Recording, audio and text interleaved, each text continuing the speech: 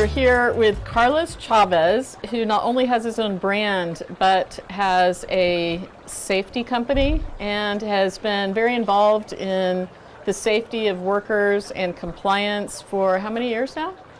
27 years. 27. For 27 years, and you've worked for some large companies and small companies, and we're excited to have you here. And we all know that somebody needs to pick these grapes, and it's a hot topic. And so we want to address that, but first we want to enjoy wine. That's what we're here to do. And I'm with Jacques Brix, who is our statistician today. And we'll see. That's right. And with George Christie, who is an industry analyst. We're still trying to decide what that is. Yeah, I don't know what it means, but I'm happy to be here and good to see Carlos again. Good to see you. I'm gonna quickly plug our fabulous county and say that George spent the day at Bodega Bay golfing, and That's right. And that's only 45 minutes from here, and Yep. it's everything about this county is amazing. So we'll just say that quickly. So Is that what analysts do? I was Yes, analyzing the golf course today. Yeah, fantastic. That's right. So we are starting with the Chavez 2017 Sauvignon Blanc, and it's called Elsa's Blend, named after your daughter, correct? Actually named after my mom, but we lied to my daughter and said it's named after you because her name is also Elsa. So it's named after both of them. So do I see that everybody else has already started drinking except for me?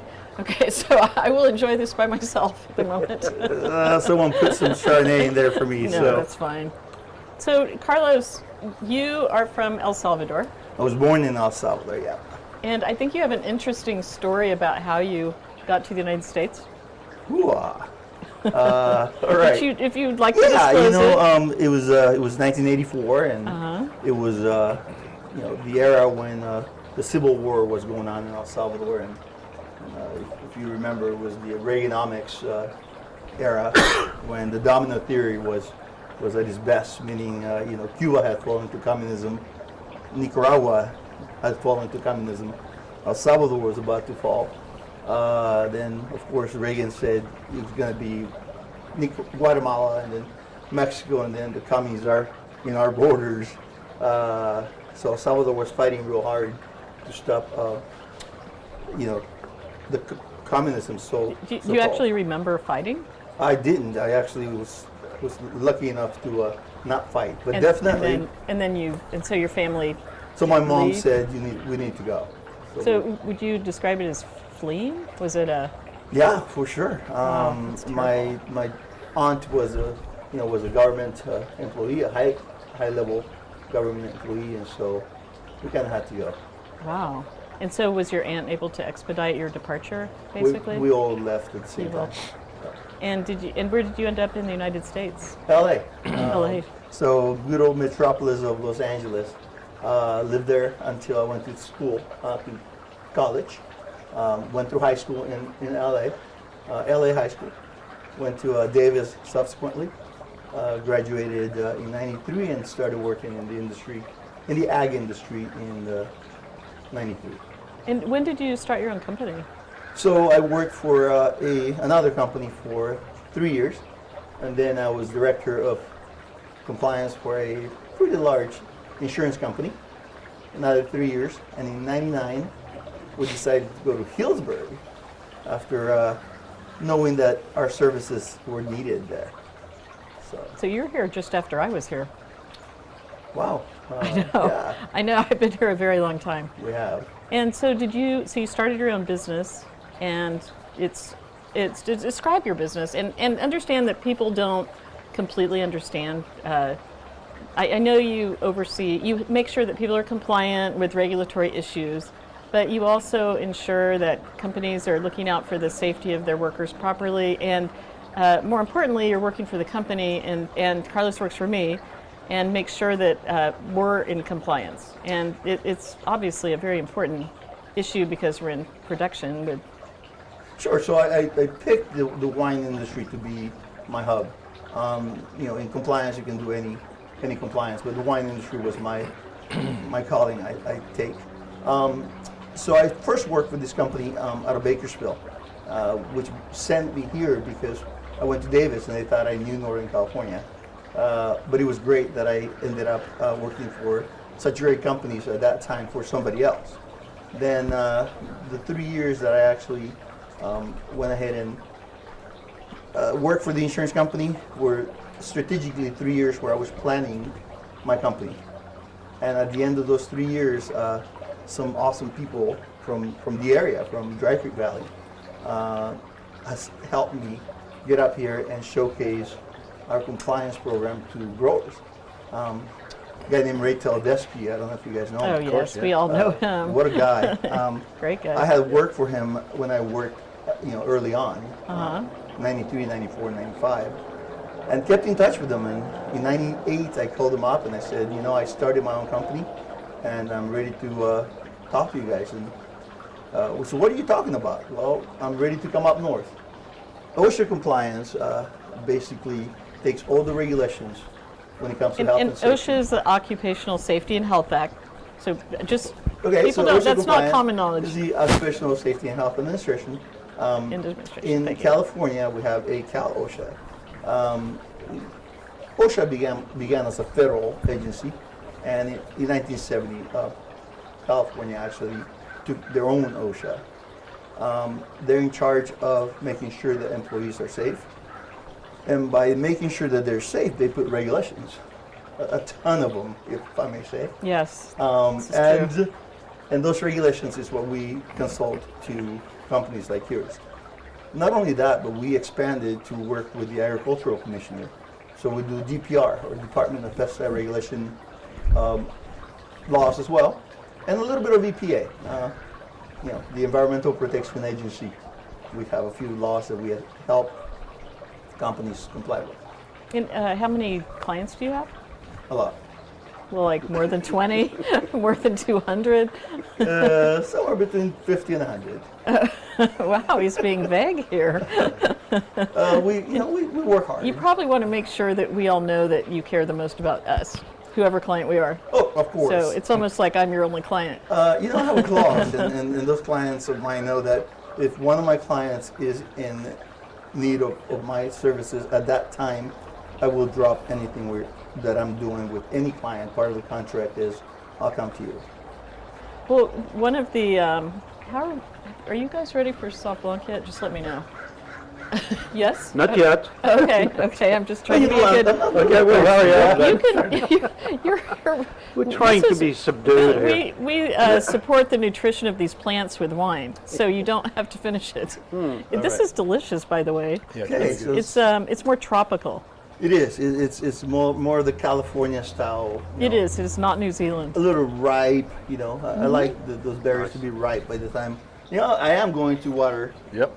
It almost feels bad to be around, but I'm going to since I was forced You're not supposed to put it directly on a plant. I'm gonna have to try a little bit myself. Fertilizer, I know. right? There you go. All right, so there's my Sauv Blanc. I've never had that before. Oh, your first time to try it? Let me see what it tastes like. I remember the first time I met Carlos. I was general manager, small winery, Alderbrook, and he was. I guess you would just. I don't know how long you had been doing it. When I arrived at Alderbrook, Yeah. about 4 years. Okay. I basically talked to one of the guys that worked for us, a guy named Rob Weinstock, and basically explained to me, listen, I go, what was that? He goes, listen, you want to stay out of trouble? Hire this guy. Wow. He'll keep you out of trouble. And Carlos showed up. He had this huge binder, and on a very regular basis, you were there making sure that I stayed out of trouble because we did everything the way we were supposed to do it. The binder. The binder. It was a huge binder. Every one of my clients has the same binder. Yeah. There's a lot of them rolling around the wine industry in Northern California. So that binder basically, back in those days, George, Yeah. when before really the high technology, right? Jesus, 20 some years ago. That binder kept everything that we did for you. Yeah. Nowadays, we just PDF that thing, shoot it to your computer. You have it in your computer. I still have a binder. We still have a binder because if they show up and you're not around, your computer is not open, we need that paperwork to be shown to the regulatory. Actually, we turned our compliance binder into a cat bed. The cat loves it, as you've seen. Anyway, no, those binders are very important. You know what's And so the cool rules to are see, important. to go to some clients where I've been for 20 years. I have a few of them that I've been working with for 20 years. And to see that progression of that binder from 1997 and they still keep them there. And I'm like, get rid of all of them except for the last 3 years. Oh no, Carlos, they're okay. But you worry that if you get rid of a binder, you're out of compliance. You're not. I know. You know, they have a certain amount of time that they look for things for you. Well, and some of the things that Carlos does at our winery is you want to make sure that when people go into tanks, they're safe because tanks have gas in them. You want to make sure that they're not hopping from tank to tank without being secured. So there are a lot of intricacies, but the bottom line is you keep people safe. However, you're with COVID and all the things that are going on right now, your role has certainly changed The a fires, little bit. you know, actually this year has been challenging, not only for grapes and grape growers and wineries, but also for the workers. I mean, to put a mask on, first for COVID back in March, and work with that mask on all day long. Because the and work then is hard. It's difficult. I mean, I get out there and I see the guys, and you know, I have my mask on as well, and it's heart-wrenching. The fires came, and here's some here you go. footage of that's what the workers do with their. Well, it's not. He doesn't have a mask on. That was probably pre-COVID. that was pre-COVID for sure. And that's grapes going into a hopper. The ref rack. Yeah, refractometer. There you go, checking for sugar levels. So it's not safe. It's not a safe environment. I mean, we make it as safe as possible, but whenever you have moving parts, people Moving need to machinery. be and people need to be trained on how to do an emergency stop on a piece of equipment.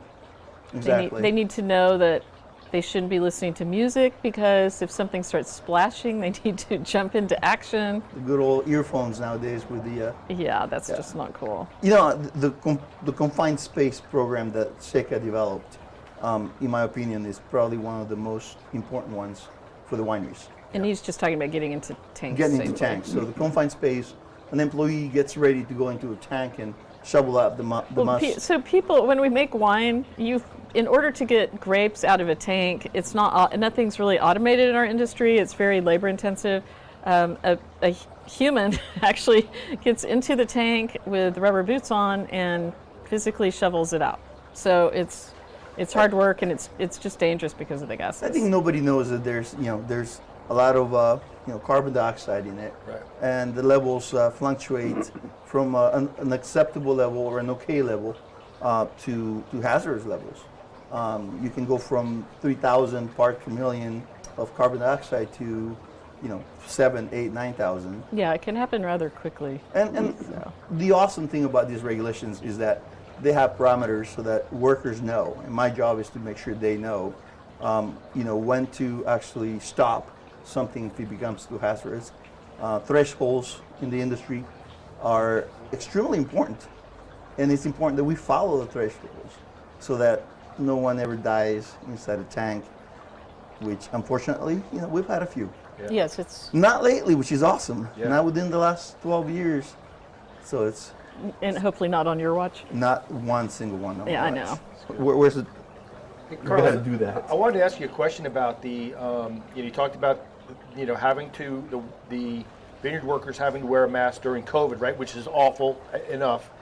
But then later on, the fires, and, there were a lot of growers working very hard to get those grapes picked, the wineries, in conjunction with the wineries, and the folks out in the field.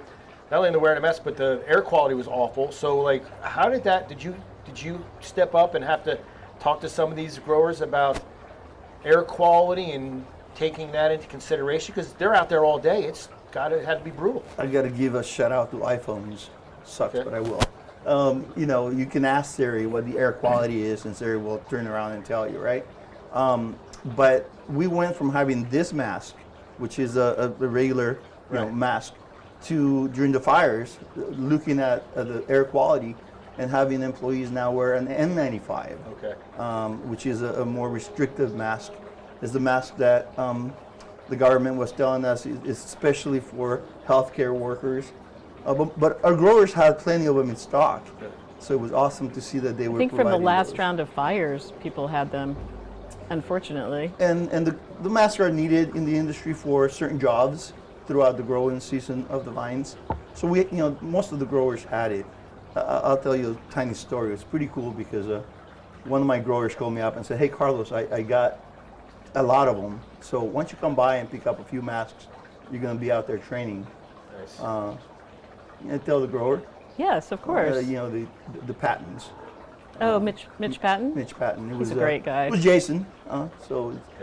But the Pattons put out. Also, a guy named Dorico.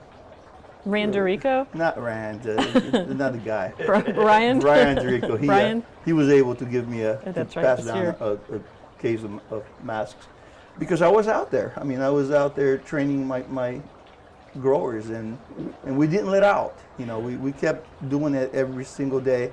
I recall during the fires, training a company at midnight because They were wanted getting me ready to pick. getting ready to pick Pinot Noir in Russian River, and I was out there at 12:30.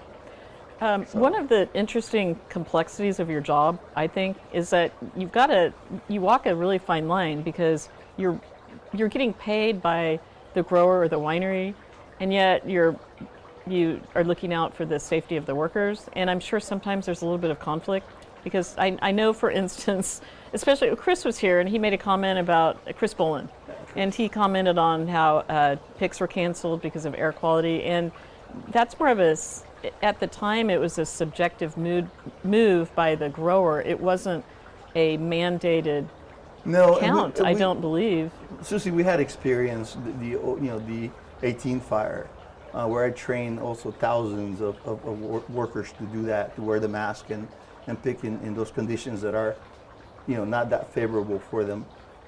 The workers understand that that's the job that they're going to do, and they take pride on the job that they do, and sometimes they'll push that extra mile. But the growers also, at least the ones that I work with, and I love the bunch of growers I work with, they've stepped it up. I mean, they contract with my company for a whole year. I don't just get there, Susie, as you know, and do a one program so I get Right. paid.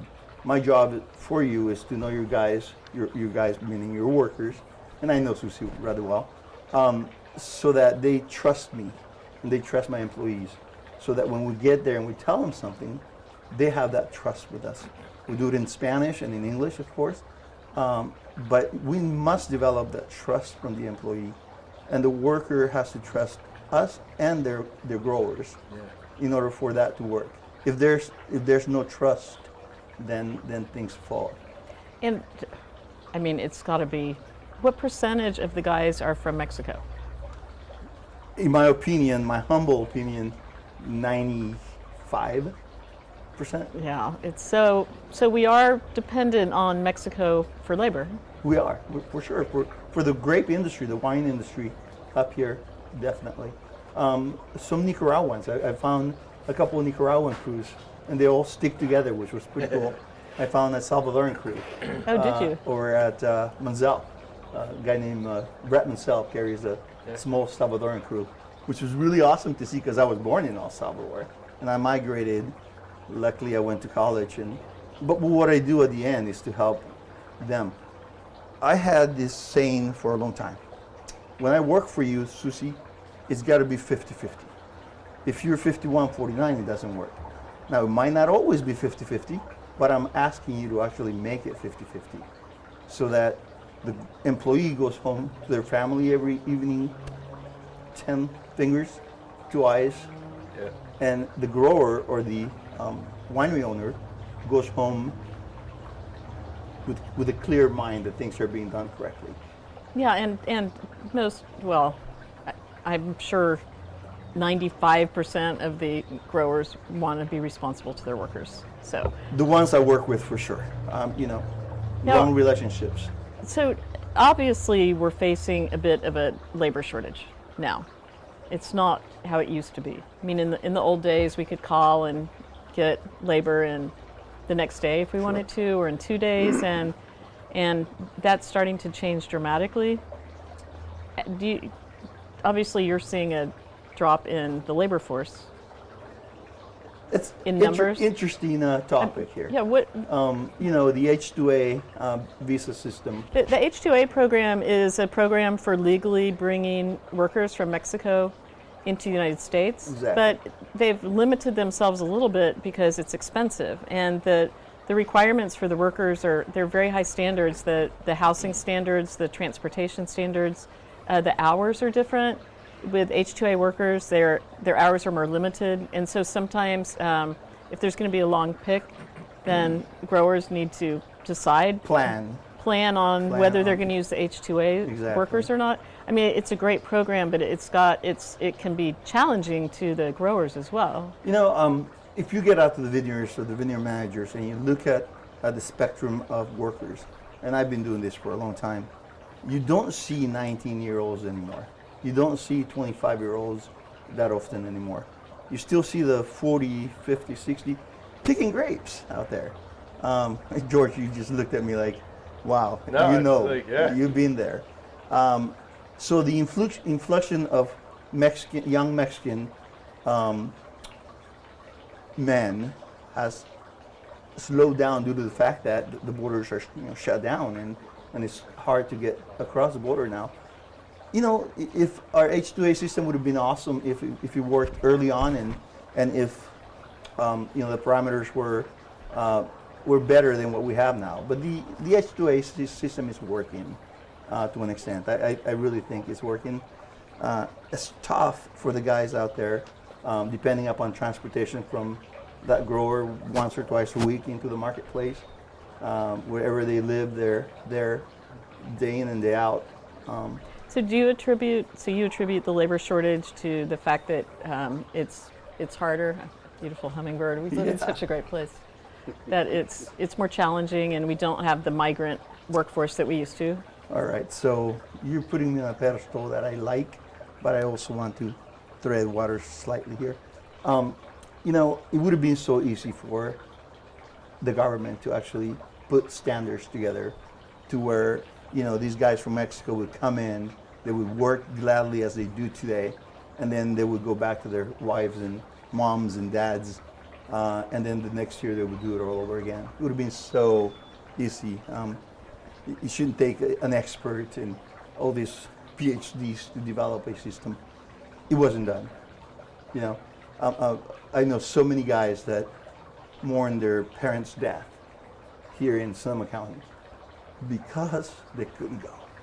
That's sad. Because they couldn't go back to Mexico. Mexico. Because if they went back, they couldn't come back. Or they couldn't come back easily. When we know how easy it is to catch a plane to Guadalajara or to, Chiapas or Oaxaca, spend some days there and come back and work as hard as those guys work for the wine industry. And not only the wine industry, I worked in the strawberry industry back in the days. My 3 years at the insurance company, I worked in the vegetable industry down in Southern California, Ventura and Oxnard. I've been seeing it all this time, and it's upsetting. Yeah. Maybe I'm changing my tone a bit because it's so easy to do it the correct way, the humane way, the right way. People might say, we don't need those workers here. I would ask George the analyst, and Jacques, do we need those guys here? We need those guys, yeah. Jacques, we need the guys. Absolutely, yeah. I need to earn my 2 glasses of wine, not just one. Okay. So, yeah, there used to be 1.7 million immigrants every year. Now there's 170,000, so 10 times less. I didn't know that. It's a huge difference. And when you look at California as a state, it's kind of unique, as California produces 1/3 of the vegetables of the United States and 2/3 of the fruits and nuts. So I mean, you gotta have that labor. You're not making a California joke, are you? Oh, the fruits and nuts part? That's a joke from Texas, by the way. Oh, is it okay, yeah, I know. I'm not going to say it, but I've worked, on that side of the industry as well, the nuts industry. Pistachios that's and almonds. almonds. Yeah. Almonds. But That's you know, right. me being from Europe, Europe has been experiencing that for probably 75 years. You know, most of the people in the workers in the vineyards were from Portugal, and they would come for 2 months and then go back, which was the right way to do it. And it's, you know, but here it's, yeah, to go back, you never was sure if you could come back or not. So it's a very different environment, but you have to have workers, you know. We have to. All the things have to do with agro-business, which the wine is part of it. There's a lot of things you have to, you know every plant that you plant from, life to death, which is life to digestion. I Yeah. won't go any farther. Yeah, Right? please stop. You got to have people in there. But the experience from Europe was that, of course, what has changed since then to make up for that difficulty. One of the things you don't see anymore in the vineyards here, you don't see students. I was 14 years old. I went to work, for 2 or 3 weeks as a student. And I've never seen them here. Well, the students want to be in the more glamorous positions. They want to work in a winery, in a cellar, in a. Yeah, but So- vineyard used to be glamorous and still is. Yeah, in California, I don't think we see Yeah. them in the vineyards. We do see them in the wineries. There's a couple of awesome programs bringing people from France, the Bordeaux area, or Toulouse. A lot of kids from Toulouse come, and I train a lot of those when they arrive at the wineries as well. Carlos, I want to ask you a question. So, I mean, you're getting paid by the winery's the one who's writing the checks, or the vineyard management company is writing the checks, and your job is to make sure that they're in compliance. And we can talk about, what does that mean, and what are some of the, costs if you don't stay in compliance. But you talked about, like, part of, you see your job as like, yes, I want to keep you out of trouble, vineyard management company, but I'm also here to keep your workers safe. And I have to imagine that the workers look at you as someone who's over all these years really emerged as a leader in the Latino community. You must be giving. Do they come to you for advice? Just like you talked about the people not being able to go home because their mother's sick or their father's sick, or they must come to you for advice, which you don't get paid for. I mean, is that a part of? It's got to be part of what you do. If I was just doing it for the check that I get, it would be tougher. Right. I do it. There's a big heart doing what we do. Yeah, they come to me a Well, lot. my guys do. I mean, and I only have 2 guys. Yeah. So I can only And, imagine. and you have to allocate time for that. And Right. a phone call at 6 p.m. Do I go outside and leave my wife and my kids in the house, or do? And many times I do. I do go outside and talk to I them. mean, you must build personal relationships with the workers, just like you do with the winery owners. I would imagine. Definitely. These guys are awesome. I mean, and now we've been saying guys, right?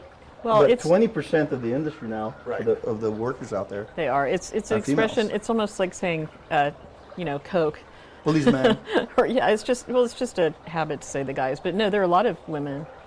and the that fields has only now. changed within the last 8 years, 10 years. But isn't? I think part of it is because of the shortage of people. So the women have sort of stepped up, like we always do. We always have to, but yeah, the women have stepped up and started. That's And- what happened actually. When deportations were at a height, and men weren't more available, women began to go out and work in the fields. Well, that's happened classically during wars in the United States, and that's sort of the first time Yeah. women got involved in industries and production and things like that. Yeah, no, interestingly. definitely. I teach a lot of women. On the compliance side, there's an awesome program that the state put out called the Harassment Prevention Program, and our company does that through an HR system. One side of my company, where we teach prevention of harassment, and that is awesome. I mean, to get out there and to talk to these ladies that sometimes have been mistreated by men, Right. I've got to say it, it's rewarding for me. You know, the harassment prevention system is such that protects everyone. Right. Protects gender, protects, sex and all Well, kinds of and things. it it's tends great. to it tends to give people such a high awareness level. I mean, I think it can make people more, give them a little more empathy through the training, so they have a better It does. understanding. You know, I sometimes see people asking questions that are like, "Really, you are asking that?" You know? But it teaches them to respect. You know, my whole thing is about respect. If a grower respects a worker, and the worker respects the grower, if a man respects a woman, and vice versa, our world would be a better place. Hey, Carlos, we had a question come in from one of the viewers. She works for a large corporation, and she's made a comment about that if the employees don't adhere to some of the compliance, rules and regulations that you perhaps trained them on, there are some pretty hefty fines. And the question was, if you've done everything right as a winery, right? You've hired Carlos to come in and do all the training. You got your binder, right? And but the employees don't follow the rules. Who's responsible for if there is an issue? Extremely interesting. So everything you said has taken place, Right. and there's still an accident. The employer is responsible. It is. It's always the employer. Always.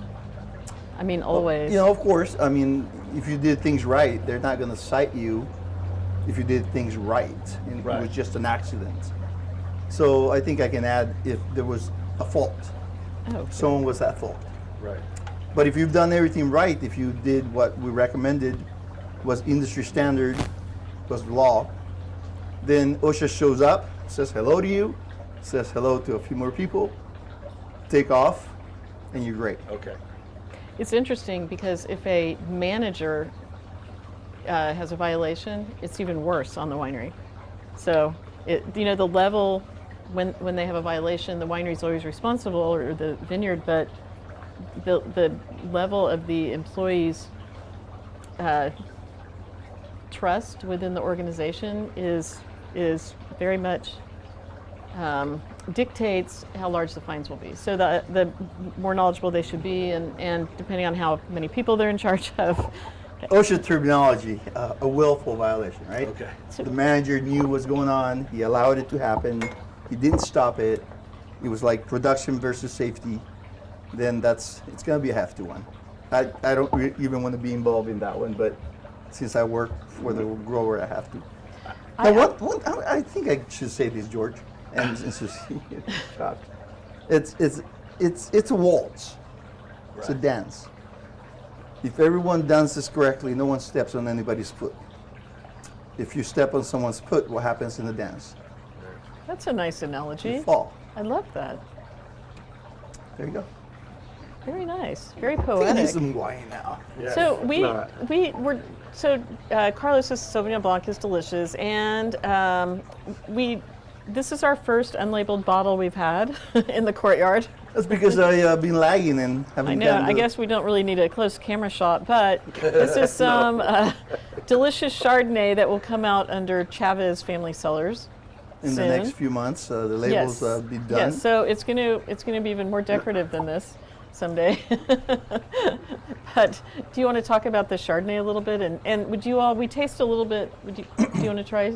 Go like back a to the splash Chardonnay? of Chardonnay? Yes. I would. The plants need some wine. Come on. Yeah, we're going to have to open some red too.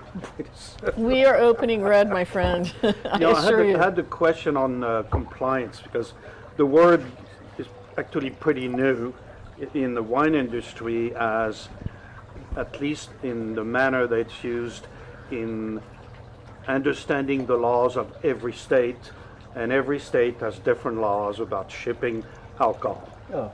Right, so you have compliance that's built in for the vineyards, i.e. to keep the workers safe, in the winery production, to keep them safe also, and so on. And then, but you don't really work with the one that has to do with the law of shipping, which is one of the most, probably the most complex in the world. I already have to deal with too many. Yeah, lawsuits. I think you have enough. So, Yeah, no, okay, I got it. Don't want to So, get uh, into that. and- Bye, George. Well, yeah, you don't want to get into that, but it makes me think about something else that that popped in my mind that you said earlier, talking about like sexual harassment training, as an example. Prevention. What's that? Just kidding. What- Sexual what- I harassment got prevention something- training. Prevention. Okay, Sexual harassment training. Here, this is how you Jacques do does the training. it. Yeah. You do the prevention training. 40 years of still learning. In some of the culturally, sometimes the rules here sort of are not consistent with some of the cultures, in the way that men and women interact In other countries. in other countries, right? So I mean, that must be, and maybe it's changing because things have changed over time, but it has to be. You've had to have some difficult conversations at times where you're going to go, hey, you can't do that. The French can't kiss. Right. Yeah. Have you had to do some French training on kissing off those cheeks? On not kissing. Yeah, sometimes culturally French. they don't match. Right. But that's why we train. Yeah. Once we train you, you have no excuse to say, I'm French Right. or I'm Latino. Right. We trained you. Yeah. Makes sense. This Chardonnay is delicious. I can't wait for you to label it. 2 months from now. Well, and where can you buy them? Where can you buy Direct. your wines? We actually have a website, At Chavez Family Cellars. .com. Yeah. Or you can call us directly. We only ship in California, so making it easy. Yeah, I'll ask what I usually. good- Would you like yeah. us to put your cell number on the screen so people can call you? Sure. I'll drop off a case to you. And I do. I drop Special off delivery. cases. Well, these wines are very good. Thank you. So where do you see? I've never asked you this question. We talk about labor all the time now, and it's really interesting, Jacques, that we've gone from 1.7 million to 750. 10 times That's crazy. In how long a period of time? Probably around 10 years. That's- So it's dropping, Yeah, that's pretty phenomenal. which And- means it pushes automation. I mean, that's which will mean also. Zach was going to bring the palanque. Yeah, I knew that. they're friends of mine because they're French. Just happen to be. It's a French. With harvesters, sorters, It's a everything. French automatic. Yeah. Harvester and yes. everything else. Sorter. Yeah. Well, I said it because that's what California is doing now. A lot of California is doing that. How do you think the guys do the guys in the vineyard ever discuss things like that? I'm just curious. Do they look at mechanization, or do they feel like they're so busy right now it's not an issue in the future? In our area, I think they feel that they're needed. They are so needed. Demand is more. Yeah. They're But so imagine needed. giving a worker a $500 piece of equipment, driving down the road or driving down the hillside. You mean vineyard. 500,000? Anywhere from 3 Yeah, to. it's crazy expensive. So you got to get trained. You got to be a good operator. The grower's counting on you. Yeah. How long? We have somebody special in our audience, Randerico. How long does it take for one of those harvesters to pay for themselves in harvest? Do you know? Are you asking me? Yes. It depends on the size of the vineyard, but they say a 40-acre vineyard at one time, they say a 40-acre vineyard would warrant a harvester. At any given year Yeah, to buy it, and wow. But, as an example, we had rains. This was back, probably 15, 18 years ago. Some pretty substantial rains, and we had one window to pick 200 tons of Cabernet. We picked it in one night and part of the next day with machines and got it off. We could have never done that without those machines. And then how long would it have taken you without the machine? Pardon? How long would it have taken you without the machine? It wouldn't have been possible. We probably would have picked how many- a tenth of the crop. And how many And that- days of picking is that? That would, oh yeah, that's like 10, wow, that's crazy. Yeah, That's crazy. yeah, we did it in less than 24 hours. Picked that many tons of grapes with 2 machines. So Wow. it was a long day, but and it started raining that night at I think 2 o'clock the next morning when we finally had to quit, and we just barely made it. Wow, that's One interesting. machine usually is equivalent to about 20 workers. But the main, so it's one aspect is that one time, but in the wine country, most grapes are ripe at the same time, right? So if those 20 workers are in one place, they're not somewhere else. And that's where the conflict is, that when you have a lot less workers, you cannot cover all the vineyards. So you have to have some kind of automation. And now these automations are more than just picking grapes. They will do the pruning, they'll do the thinning, they'll do the sorting of the berries. I didn't know there was They automated do all these things. It's thinning. automated, and now it's going to be under a GPS, so you won't even need an operator really. They can just- with the machine. they can just be on their You're phone. you're on your computer, on your phone, and they let the machine do the work 24/7. You know, there'll never be a time when you won't need Oh a yeah, human being well, there's to, go, always. to go in after the machine does its pass, right, and tighten everything up, right? I mean, it's just, and that's what But now you have a machine that will lay out the vineyard, that will carry the scions and the vines, will dig the hole, plant the vine, put the post. It's all there. Now Wow. the challenge is that they $1.5 million. Well, I need to get to a convention sometime. I haven't Well, seen that's right. that. Hopefully next year we'll have, right? didn't- George will have a convention when gonna you have can two. see those equipment. Two. Yeah, let's Two have next two. year. In our industry, we'll always need workers. Always. Always. Well, we Many also years- need workers to operate the equipment too. Yeah. But, Yeah, and but that was yes. an addition to that I wanted to add regarding the education part of it. Because I've been dealing with the Santa Rosa JC, the junior college. And so they have, and I remember talking 3-4 years ago about putting a program that would be sponsored by the insurance companies. Because they want safety, they don't want to pay the bills, right? So they would be sponsoring trainings on every piece of equipment and certify the workers on every piece of equipment, because they're all dangerous. Yeah. Forklifts, I mean, everything is, you die from. That's what we're doing now, these with things. So compliance. you're doing that in part of your Oh, yeah. business, right? Correct. Oh yeah, and he does. You do certification on forklifts. Do people need to get certified on the like the harvesters? And Oh yeah. I would assume, Oh yeah. Every piece of equipment you operate, you have to be either trained or certified. unless you own the business. Unless you're the owner, you can I do know. whatever. I have no the training. joke is you can do anything you want. Yeah, that's the good news That's the joke. of owning a business. Yeah. That's it. So You can do anything you want. should we try your beautiful red? I've had Sure. your red wine Do we before. keep watering the plants? Yeah. Yes. No. Yeah. You know, he's a newcomer. We can tell him he has to drink it all. Oh. All right. Okay. Let Carlos, me. I have a question for you. Do you think that if the rules with regard to how difficult it is, or or not, to come into the country to work a harvest, if things were to change and get easier, maybe in a way that makes more sense, will those workers come back? Because I've also heard stories that that there are just more jobs. Let's talk about Mexico for a second. There are just more better paying jobs in Mexico that people don't need to come here in the same with the same numbers that they used to in the past. I mean, or is that true, or what are your thoughts on that? Well, I don't know exactly. I'm not an expert on that side of it, but Right. I think the workers will come back. Yeah. There's a very small reason. You get paid better here. Yeah. Yeah, there's already a major competition with cannabis, right? Because they can make 25% more for a lot less work, and it's full-time job, which is one of the challenges in the workers in the vineyards in particular, is that it's usually just seasonal. And to make it full-time is, of course, a lot more expense for the owners and the managers. So how is that, are you also taking care of the cannabis? Is Chavez, that really different? Is that- Chavez Take doesn't it do as cannabis. wine industry. Yeah, okay. So far, so up to now. Well, the basic economics are at play here, really.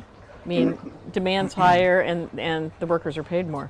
It's a pretty simple. I haven't gotten into the cannabis. No, I'm safety I'm side. talking about in the wine industry. I'm just saying in the wine industry, workers are making more money Yeah. than Yeah, they if used you, I to. mean, So and costs are going up. That it's just a supply and demand issue. exactly. But the average, I'm sorry, I'm going to play the devil's advocate here, as that, for example, in Napa, the average rent is $2,400 a month for a house, small, medium, you know, whatever.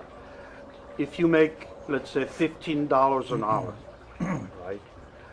After tax, you really only make 10 or 12. Right? So you need to work 240 hours a month to really cover the rent. Well, there's only 160 hours a month. So already that precludes you gotta have 2 people earning an income, right? And that's just to pay the housing. So that's one of the California problem that other states may not have, but here the expenses are so high of housing in particular that it really precludes. So if I'm a worker, I'm going to look, okay, what are my options? Well, cannabis is only one of them. Or like we see less and less kids, right, in the business. So we're going to college and get, you know, another job. So what do we do about that to bring it, or can we do anything about it? Well, I think there's certainly a movement toward affordable housing, but you know, that's a big. Yeah, now what we call affordable housing here, for most people, our viewers outside the state of California, for example, or if you're in Texas, you know, affordable housing is $120,000, not $600,000. Well, yeah, that's. So it's got to be a big challenge, I guess. And, It's a challenge for anybody, whether they're working in a tasting room or that is a California challenge, for sure. let's talk about red. Yeah, let's talk about Cabernet. I'll let you guys do the talking. Now that I'm all depressed about my housing issues. You got a drink. And Yeah, I'm all bummed out. Thank you. I need some wine. Okay, would you like me to tell you what I taste in this wine? This is It's delicious. What is the Cabernet vintage? it's so ever since I started making wine, it's been a Bordeaux style Ten. wine. Cabernet Franc, Petit Verdot, Malbec, Merlot. So this is every bottle we made. Delicious. It's always been the same recipe, if you will. The winemaker calls it recipe. It's the same recipe, and I love the recipe. It's very simple. Just want to know it. Sure. Sure. Of course we do. And it's been challenging to keep making it the same way. It's 90% Cab, 4 Merlot, and 2 Petit Verdot, Cab Franc and Malbec. Except for the 2011 one vintage where the Petit Verdot wasn't ready, so it doesn't have Petit Verdot. Is it a field blend? It is a field blend. So field blend means, what Carlos is saying is that all of these grapes are grown together in the same vineyard, and they're all picked at once. And so Exactly. even though there might be some variation in ripeness, you still decide when to pick everything, and usually it's all based on the Cabernet because that's the most prevalent. But but fermenting those grapes together as opposed to blending back gives it more complexity and makes it more interesting and I'm smiling because and when more of a symbiotic relationship yeah, it's between the various grapes as they live together in the tank during fermentation. It's a Yeah. beautiful thing. I think the fun part for me is knowing that the cab's ready. It may be a little more ripe than you want it, and then you got to look at your Petit Verdot and your Malbec, and they're still not quite there. So that balance of when that window, Rand, of when you actually pick all those varietals, and you fun part, 200 pounds of Petit Verdot one time to And- make that 2%. Oh, there we go. Oh, those are the guys from Eldon. Yeah. That's Wow, actually that's a very well-dressed vineyard worker. Looks nice. What a beautiful spot. that's the Ellis Alden and this vineyards. is high altitude, isn't it? That's 1,400 feet of the Mahacamas on the western side, so towards the Cloverdale area. I love this. I love this video, Carlos. Look at that. That is beautiful. That's nice up there. I would love to go up there someday. Oh, That's we'll go. So I worked for Ellis Alden for 18 years, right? And in 05, I had this wanting to make commercial wine because I was making garage wine for 4 years. And so I asked the manager at Ellis Alden, that time it was called Alden Vineyards. Hey, I'm gonna make some wine. Can I buy some grapes from you? And he light up and he thought I was gonna say 20 tons, 30 tons. And Chavez says, I need, 3 to 4 tons. And then he says, well, what are you gonna do with 4 tons? So we'll make wine, right? And I said, but I need the Bordeaux. I had this recipe. I'd been studying it, what I wanted to do, and. So had you already decided on the blend you wanted? Oh yeah, early on in my garage. In your garage? Those were my garage days. All the best ideas start in garages. Right? And so it was interesting. He says, all right, just tell me when you want them. Great. And I'm like, yeah, all right. That excitement came. And then he says, where do you want them from? I know the ranch. I've been working there for years, trained the guys. And I said, well, anywhere. It's 1,400 feet. And he goes, how about that little top over there? So this wine comes from probably the highest block in that vineyard. And so it always comes from that block. It always. And it's it Carlos's has block. always come from that. Do they tie off your section so you know it's your block? I and have. when I say that, they'll use not. She knows what. Well, it's she like- knows Got what some she's connections talking about. out Well, there. no, I'm He just knows saying what's they going on. use. It's not. I have 4 rows, okay? 4 rows. Yeah, but right? they mark your rows so Oh, they yeah, don't it's- accidentally pick your rows. I assume. It goes from the oak tree down 4 rows. So they usually what they do is get crime scene investigation tape. Tape, right? Yes. Actually, we do that in the Petit Verdot and the Malbec because it's high demand and people wanted to do that blend. Yeah, they do that. They do. Orange little piece of. What I was doing? I should have a picture of it. Is those lines or those rows? Let's say rows. I would go and out of stones make a C. Make a C, so For they knew it Chavez. was Chavez. Sometimes I have time in my hands. Yeah. Not often, but I do. That's got to be. There's can't be many vineyards at a higher elevation in Sonoma County. It's got to be in the top 2% or something. There you are. There's 2 more higher than that, and I'm That's it. lucky. I'm Wow, lucky. nice knowledge there. Yeah, hey, I'm an analyst.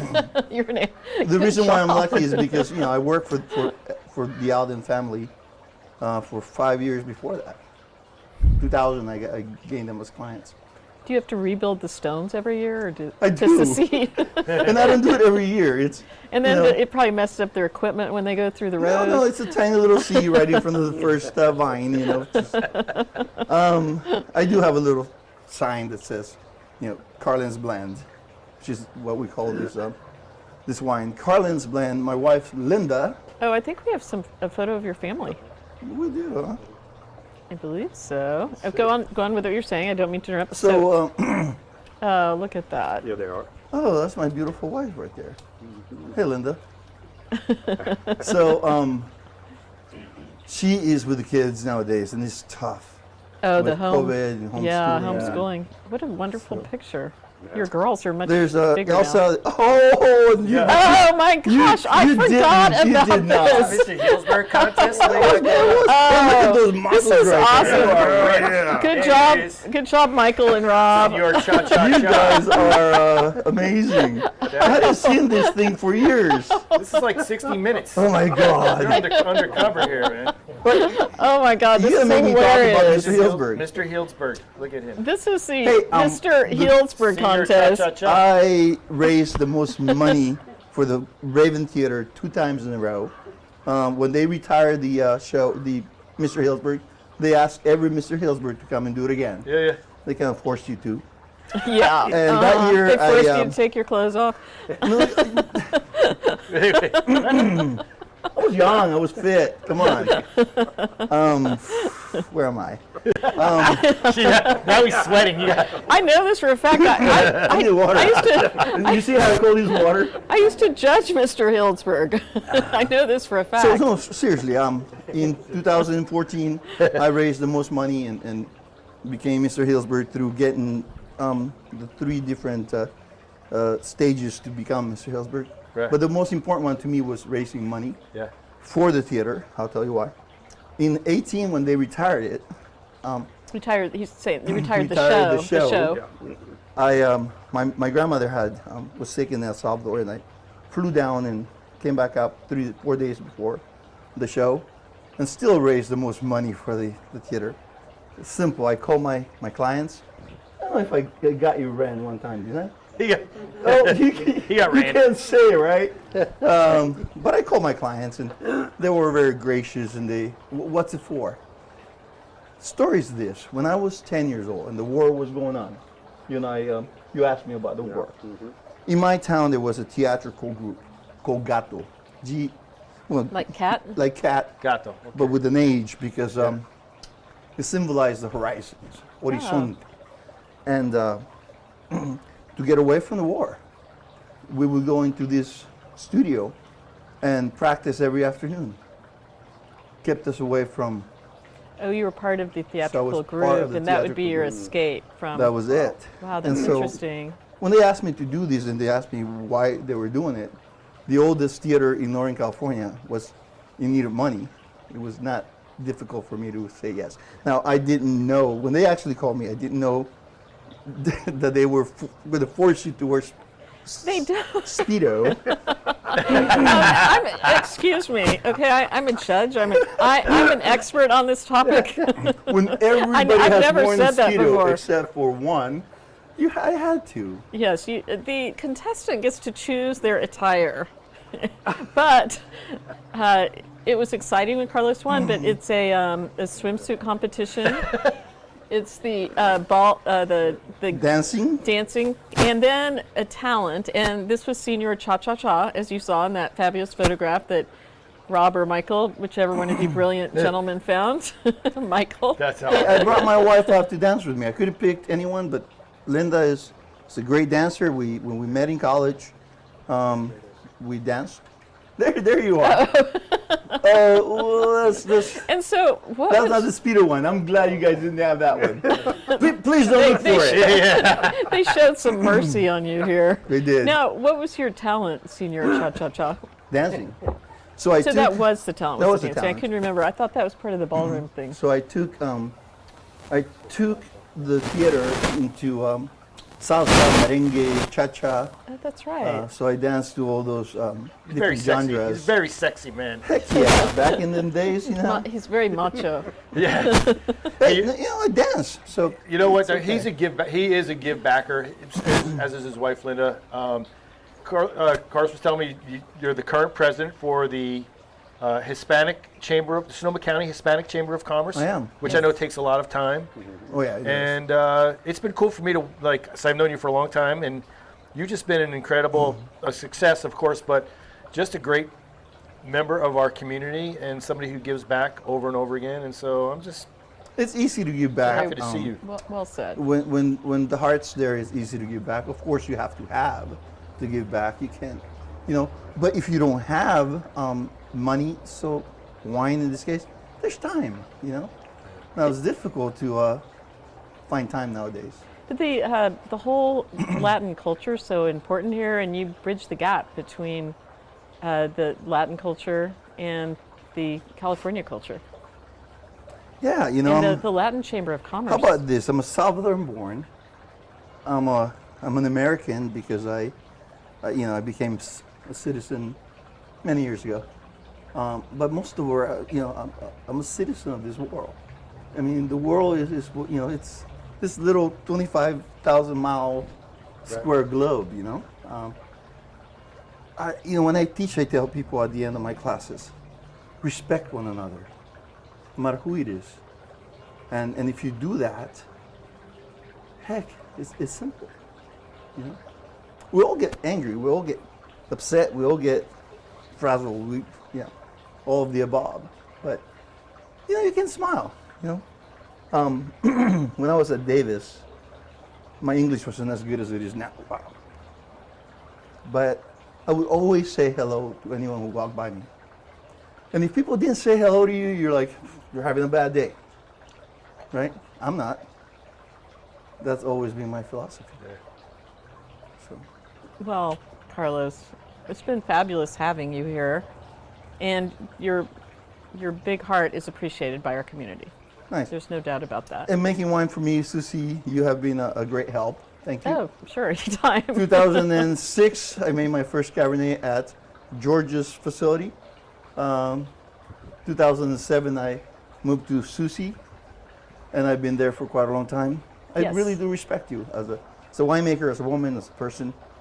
Well, Thank you thank for you. doing things like this, and you treat your workers great, awesomely.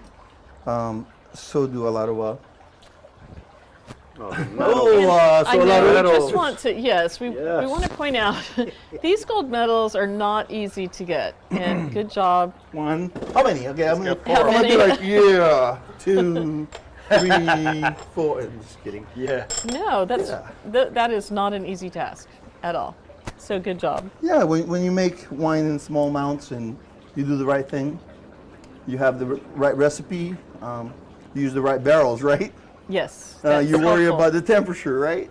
You worry about everything. You want me to tell you that little story? Do I got 1 minute? I showed up at Susie's cellar once, and I'm like, "What's my wine doing?" I was like, "Oh my God, a little hot." And Susie just looked at me and said, "It's okay. The grapes are doing what they're supposed to do. Just let's take care of them, and they'll do Yeah. okay." Don't worry. Remember that? Yes, I said, don't worry, everything will be fine. Yeah, you worry, but in the end, it works out. Obviously, 4 gold medals.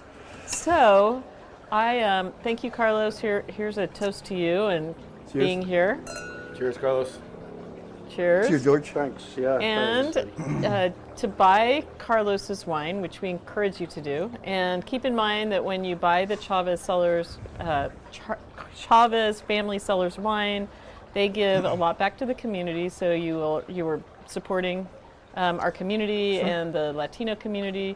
Go to ChavezFamilyCellars.com and Or order call wine. me direct if Oh, you're in the call area. his We'll cell deliver. number. We'll deliver if you're within 30 Exactly. minutes. Exactly. But thank you for being here and thank you for your passion. And we will see you next week. And in the meantime, enjoy wine, enjoy life.